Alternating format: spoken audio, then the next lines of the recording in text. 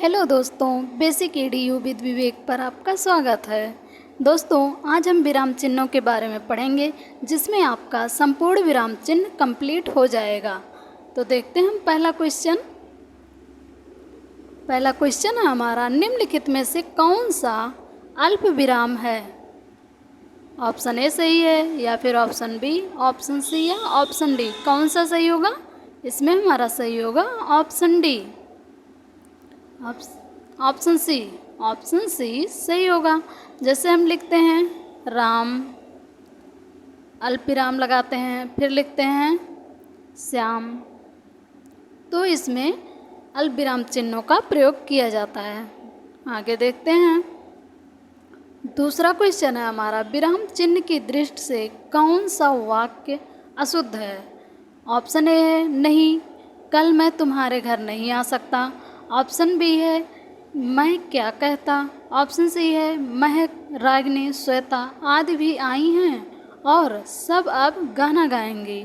Option D है उसने पूछा तुम कहाँ थे। तो ऑप्शन डी राइट है, उसने पूछा तुम कहाँ थे, इसमें क्वेश्चन मार्क शब्द भी है और क्वेश्चन मार्क आया भी है, इसलिए ये सही है। ऑप्शन सी है महक, रागिनी, श्वेता आदि भी आई हैं और अब गाना गाएंगी, ये भी सही है। मैं क्या कहता, इसमें क्वेश्चन मार्क लगा है, ये भी सही है।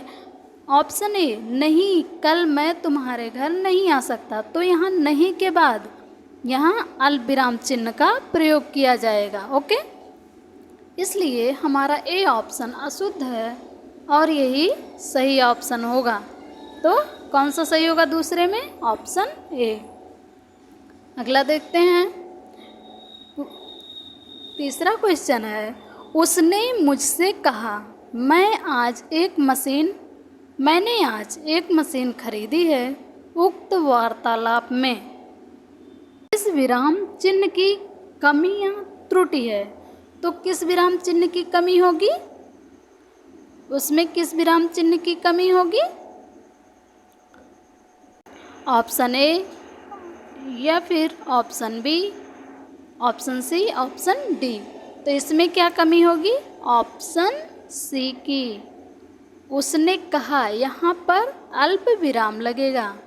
ठीक है, ऑप्शन सी हमारा सही होगा। हम चौथा क्वेश्चन देखते हैं। चौथा क्वेश्चन है हमारा, हिंदी में अल्प विराम का चिन्ह है। अल्प विराम का चिन्ह कैसे लगता है? तो अभी हम बताएं आपको, ये अल्प विराम का चिन्ह है। तो कौन सा ऑप्शन सही होगा? ऑप्शन डी सही हो जाएगा हमारा। पांचवा क्वेश्चन है, ये जो विराम चिन्ह है, ये विराम चिन्ह कोष्ठांकित विराम चिन्ह का नाम क्या है? इस विराम चिन्ह का नाम क्या है? योजना विराम, अर्ध विराम, अल्प विराम या निर्देशक चिन्ह? तो इस विराम चिन्ह का नाम है अर्ध विराम। ठीक है, अर्ध विराम। पांचवा का कौन सा ऑप्शन सही होगा? ऑप्शन बी सही हो जाएगा। आगे देखते हैं हम, छठवां क्वेश्चन है, चाहे जो करो बस हमें तंग ना करो। वाक्य के बीच में रिक्त स्थान में कौन सा विराम चिन्ह आएगा? इसमें कौन सा विराम चिन्ह आएगा? चाहे जो करो बस हमें तंग ना करो, अल्प विराम, अर्ध विराम, पूर्ण विराम, योजक चिन्ह। कौन सा आएगा? तो इसमें आएगा अर्ध विराम। क्या आएगा? अर्ध विराम। अर्ध विराम कैसे बनता है? ऐसे। ठीक है, यहाँ क्या आएगा? ऐसे आएगा। ओके, ऑप्शन भी हमारा सही होगा। आगे देखते हैं, सातवां क्वेश्चन है, निम्नलिखित में से अर्धविराम कौन सा है? अर्धविराम कौन सा है? अर्धविराम का चिन्ह क्या है? क्या ऑप्शन ए सही होगा या बी, सी, डी? तो अर्धविराम कौन सा है? ऑप्शन डी सही होगा। आगे देखते हैं, आठवां क्वेश्चन है, वाक्य को समाप्त करने के लिए जिसका प्रयोग किया जाता है उसे क्या कहते हैं? वाक्य की समाप्ति पर हम किस चिन्ह का प्रयोग करते हैं? अल्प विराम, पूर्ण विराम, विवरण चिन्ह, उपविराम। किस चिन्ह का प्रयोग करते हैं?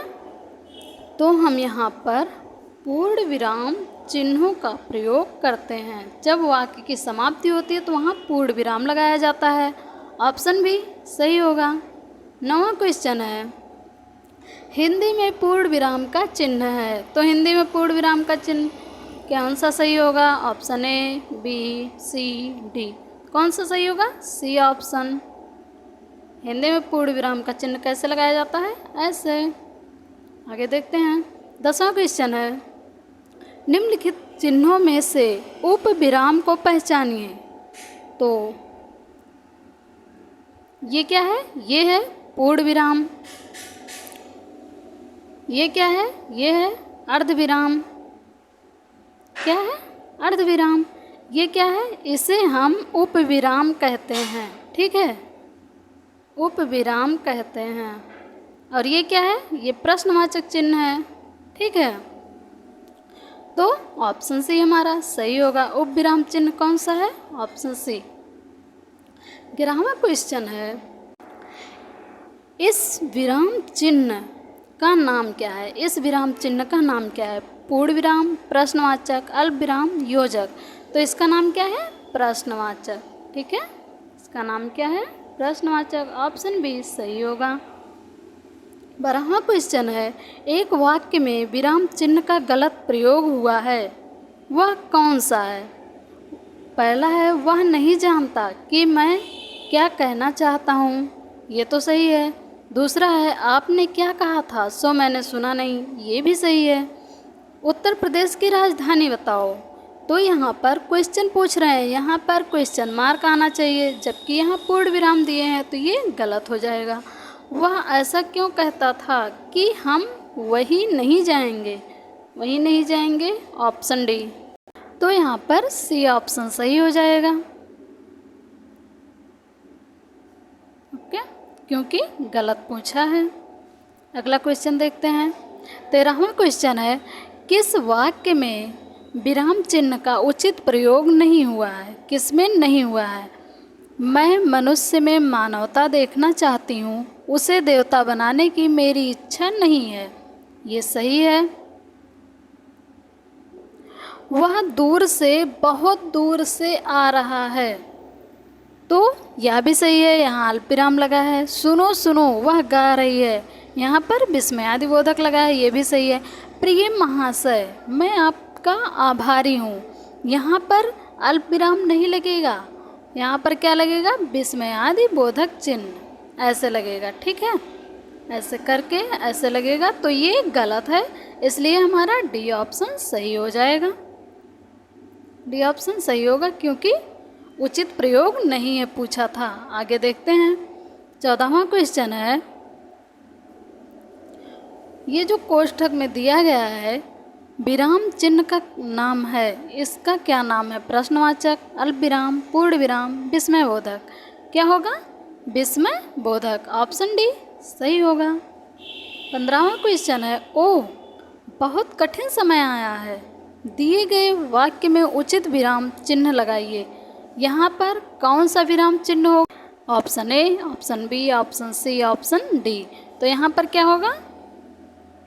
ऑप्शन ए सही होगा। ऑप्शन ए सही होगा। यहाँ पर क्या लगेगा? विस्मयादिबोधक। अगला देखते हैं। 16वां क्वेश्चन है, अरे वाह आपका आगमन तो आकस्मिक है, वाक्य में रिक्त स्थान पर किस विराम चिन्ह का प्रयोग किया जाएगा? विस्मयबोधक, प्रश्नवाचक, अर्धविराम, अल्पविराम। तो यहाँ पर क्या होगा? विस्मयबोधक, क्योंकि वह आश्चर्यचकित हो रहा है ना, तो विस्मयबोधक चिन्ह का प्रयोग करते हैं। ऑप्शन ए सही होगा। 17वां क्वेश्चन है, हे भगवान मेरी रक्षा करो, दिए गए विकल्पों में से सही विकल्प का चयन कर रिक्त स्थान भरिए। विस्मयबोधक होगा या क्रिया, सर्वनाम, संज्ञा? तो क्या है? विस्मयबोधक है। ऑप्शन ए सही होगा। 18वां क्वेश्चन है, दो समानार्थी शब्दों के बीच में किस विराम चिन्ह का प्रयोग होता है? अल्पविराम, अर्धविराम, योजक, कोष्ठक। तो दो समानार्थी शब्दों के बीच में किस विराम चिन्ह का प्रयोग होता है? तो क्या होता है? योजक। ऑप्शन सी हमारा सही होगा। आगे देखते हैं, माता पिता दोनों प्रसन्न थे। इस वाक्य में माता पिता के मध्य कौन सा विराम चिन्ह लगा है? अल्प विराम, अर्ध विराम, योजक चिन्ह, निर्देशक चिन्ह। तो क्या होगा? माता पिता के बीच में क्या लगा है? योजक चिन्ह लगा है। कौन सा चिन्ह है? योजक चिन्ह है। ऑप्शन सी सही होगा। 20वां क्वेश्चन है, किसी की कही हुई बात को स्पष्ट करने के लिए वाक्य के अंत में किस चिन्ह का उपयोग करते हैं? किस चिन्ह का उपयोग करते हैं? लोप चिन्ह, लाघव चिन्ह, रेखांकन चिन्ह या विवरण चिन्ह। तो किसी की कही हुई बात को स्पष्ट करने के लिए विवरण चिन्ह का उपयोग करते हैं हम। ऑप्शन डी सही होगा हमारा। 21वां क्वेश्चन है, दो विपरीत शब्दों के बीच कौन सा विराम चिन्ह लगता है? कौन सा लगता है? उद्धरण चिन्ह, योजक चिन्ह, विस्मय बोधक चिन्ह, प्रश्नवाचक चिन्ह। तो क्या लगेगा? यहाँ पर होगा योजक चिन्ह। ऑप्शन बी सही होगा। अगला देखते हैं, क्वेश्चन नंबर 22, नेताजी ने कहा था तुम मुझे खून दो मैं तुम्हें आज़ादी दूंगा। इस वाक्य में कौन सा चिन्ह लगा है? पूर्ण विराम चिन्ह, अल्प विराम चिन्ह, उद्धरण चिन्ह, प्रश्नवाचक चिन्ह। इसमें क्या लगा है? उद्धरण चिन्ह लगा है। उद्धरण चिन्ह का संकेत क्या है? ये ऐसे लगते हैं, ये डबल उद्धरण चिन्ह है। अगर एक ऐसे रहे तो ये सिंगल है। ओके, ऑप्शन सी हमारा सही होगा। क्वेश्चन नंबर अगला, विराम चिन्ह की दृष्टि से कौन सा वाक्य शुद्ध है? तो इसमें कौन सा शुद्ध होगा? सभी एक साथ चिल्ला उठें हम भी चलेंगे। बी है सभी एक साथ चिल्ला उठें हम भी चलेंगे। सी है सभी एक साथ चिल्ला उठें हम भी चलेंगे। डी है सभी एक साथ चिल्ला उठें हम भी चलेंगे। तो इसमें यहाँ पर उद्धरण चिन्ह लगा है लेकिन यहाँ नहीं लगा, तो ये गलत है। इसमें एक लगा है और यहाँ पर भी लगना चाहिए था, ये गलत है। ऑप्शन बी हमारा सही होगा। इसमें शुद्ध वाक्य चिन्ह का प्रयोग किया गया है। ओके, अगला क्वेश्चन है, निम्नलिखित में से कौन विराम चिन्ह का प्रकार नहीं है? कौन सा नहीं है? निर्देशक, लाघव, उपदेशक, विवरण। तो निर्देशक चिन्ह भी होता है, लाघव भी होता है, विवरण भी होता है, लेकिन उपदेशक कोई विराम चिन्ह नहीं होता है। ऑप्शन सी हमारा सही हो जाएगा। 25वां क्वेश्चन है, विराम चिन्ह जो ये ऐसे डबल बराबर वाला लगता है, इस विराम चिन्ह का प्रयोग तो मतलब कहाँ होता है? विवरण चिन्ह में, तुल्यता सूचक में, लाघव चिन्ह में या संयोजक। इसे क्या कहते हैं? इसे कहते हैं तुल्यता सूचक, जो समानता दिखाता है। ठीक है, ऑप्शन बी हमारा सही होगा। 26वां क्वेश्चन है, रेखांकित चिन्ह कौन सा है? लोप सूचक, स्थान सूचक, समाप्ति सूचक, टीका सूचक। तो क्या होगा? लोप सूचक चिन्ह। ये क्या है? लोप सूचक चिन्ह है। ऑप्शन ए सही होगा। अगला देखते हैं, किसी पद, उपवाक्य आदि की विशेषता दिखाने के लिए शब्द के नीचे एक रेखा खींचते हैं, उसे क्या कहते हैं? प्रश्नवाचक चिन्ह, अधोरेखा चिन्ह, कोष्ठक, तिर्यक रेखा। उसे क्या कहते हैं? अधोरेखा चिन्ह कहते हैं, जो वाक्य उपवाक्य के नीचे खींची जाती है। ऑप्शन भी हमारा सही होगा। 28वां क्वेश्चन है, किस वाक्य में प्रश्न चिन्ह अपेक्षित है? किसमें प्रश्नवाचक चिन्ह लगेगा? ठीक है, कोलकाता पश्चिम बंगाल की राजधानी है, इसमें तो प्रश्नवाचक चिन्ह नहीं लगेगा। आप कहाँ के रहने वाले हैं? इसमें प्रश्नवाचक चिन्ह लगेगा। ठीक है, जो आपने कहा था उसे मैं नहीं सुना, वाह उसने तो तुम्हें क्या ही धोखा दिया। तो प्रश्न चिन्ह किस में लगेगा? आप कहाँ के रहने वाले हैं, ये क्वेश्चन पूछ रहे हैं ना, तो इसमें लगेगा। ऑप्शन भी हमारा सही हो जाएगा।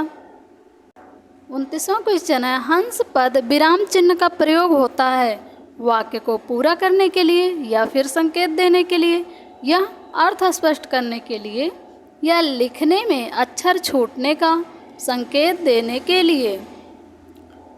त्रुटिबोधक चिन्ह या हंस पद विराम एक ही है, ये कहाँ पर प्रयोग होता है? लिखने में जब अक्षर छूट जाते हैं तो वहाँ पर हम हंस पद चिन्ह का प्रयोग करते हैं। जैसे राम लक्ष्मण भाई हैं, राम लक्ष्मण भाई हैं, तो अगर हम यहाँ भाई लिखना भूल गए तो हम ऐसे चिन्ह लगा के ऊपर ऐसे लिख देते हैं भाई। ठीक है, आगे देखते हैं। 30वां क्वेश्चन है, साकेत एक महाकाव्य है, वाक्य में किन दो विराम चिन्हों का प्रयोग हुआ है? एक तो ये उद्धरण चिन्ह का प्रयोग हुआ है, एक यहाँ पूर्ण विराम लगा है।